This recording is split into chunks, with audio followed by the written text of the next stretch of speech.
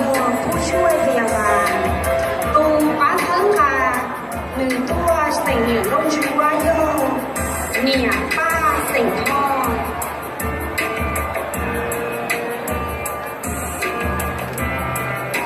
เชือกเอาไม่พอ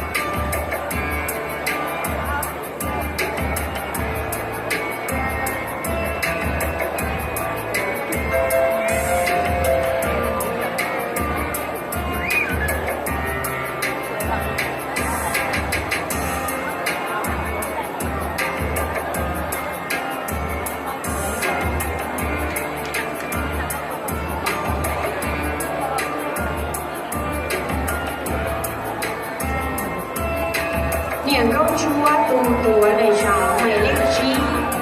用钱怎样？น้องโยมเก่าทั่วโซยาเล้าเจ้าชาเชียอีปวดเราใหญ่เจล่างชูโยเอ๊ะเจ้าออในหลงชีเอ๊ะเจ้าออก็เก่งกันแล้วโยลูกเชกันแล้วมหาวิทยาลัยนานาชาติเอเชียแปซิฟิ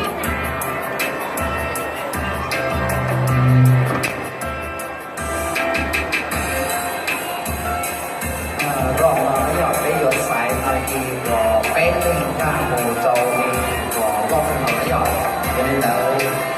เขาได้ใช้เงินของท่านในที่ที่เราต่อเกี่ยวรวมคะแนนนักประเมินจอกรรมการมาทีรอเซตที่จะต่อเป๊ะคือคนยิ่งเรา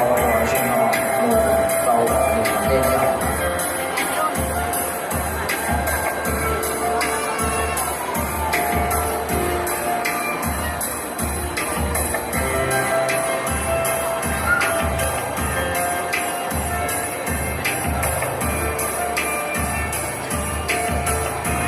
我到金大楼了要。